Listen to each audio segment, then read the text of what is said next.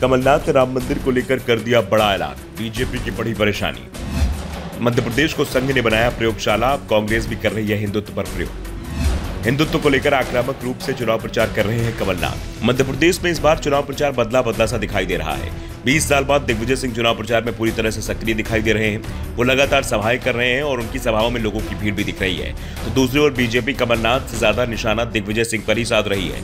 वैसे दिग्विजय इस बार बेहद संभल कर बोल रहे हैं, बीजेपी को कोई मौका नहीं दे रहे हैं। तो दूसरी ओर कमलनाथ हिंदुत्व की विचारधारा पर बीजेपी को पीछे छोड़ने की तैयारी कर रहे हैं। दरअसल कांग्रेस को एहसास है कि अगर बीजेपी राज्य में ध्रुवीकरण कराने में कामयाब हो गई तो फिर मुकाबला एक तरफा हो जाएगा और इसी के चलते कमलनाथ मंदिर मंदिर जा रहे हैं। खुद को बीजेपी से बड़ा हिंदू बता रहे हैं और अब कमलनाथ ने हिंदुओं कई पवित्र स्थलों के कायाकल्प का भी ऐलान कर दिया है। उन्होंने सोशल मीडिया प्लेटफॉर्म एक्स पर लिखा, आस्था और विश्वास के साथ खुशहाल मध्य प्रदेश का निर्माण हो, ये मेरा संकल्प है और मैं इसे साकार करने के लिए वचनबद्ध हूँ। कांग्रेस की सरकार श्री राम वनगमन पथ और सीता माता मंदिर श्रीलंका की योजना शीघ्र पूरा करेगी। माता नर्मदा परिक्रमा परिषद का गठन कर परिक्रमा वासियों की सुविधाएं देंगे। नर्मदा सेवकों की सेवा को सम्मान देते हुए पहचान पत्र देंगे। नर्मदा परिक्रमा पथ पर सर्व सुविधा युक्त 51 नर्मदा भवन, Narmada corridor, Narmada river front, biodiversity park और नर्मदा घाटों का विकास कार्य करेंगे।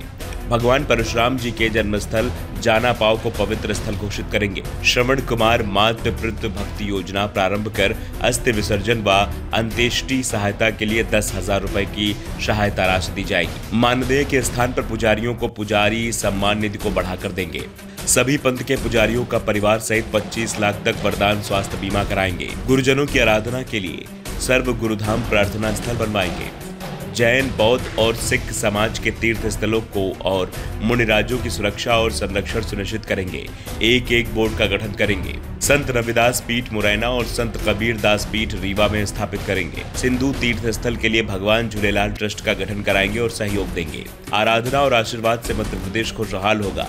कांग्रेस आएगी, खुशहाली लाएगी। साफ है, बीजेपी जो अभी तक कांग्रेस को हिंदू विरोधी साबित करने की कोशिश कर रही थी, महादेव ऐप के सहारे कांग्रेस को महादेव का अपमान करने के मामले में घेरने की कोशिश कर रही थी, कमलनाथ ने उसका एक झटके में जवाब दे दिया और साफ कर दिया कि वो बीजेपी को इस मामले में बढ़त नहीं बनाने देंगे।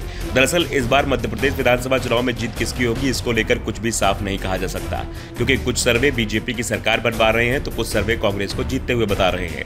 लेकिन एक बात हर सर्वे में सामने आ रही है कि मुकाबला टक्कर का है। आमतौर पर एमपी को 7 पार्ट में बांटा गया है। एक पार्ट में कांग्रेस मजबूत दिखाई देती, दूसरे पार्ट में बीजेपी को बढ़त बताई जा रही है।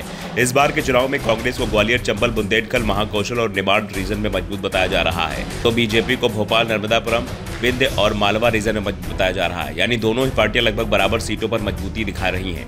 इसलिए कमलनाथ बीजेपी को किसी मुद्दे पर बढ़त नहीं लेने देना चाहते, क्योंकि कांग्रेस को एहसास है कि सरकार के खिलाफ 20 साल की एंटी इनकम्बेंसी है और अगर बीजेपी ध्रुवीकरण में कामयाब नहीं हुई तो फिर कांग्रेस की राह आसान हो जाएगी। फिलहाल तो मध्य प्रदेश में चुनाव प्रचार में 6 दिन ही बचे हैं। 15 नवंबर को चुनाव प्रचार समाप्त हो जाएगा और 17 नवंबर को वोटिंग होगी।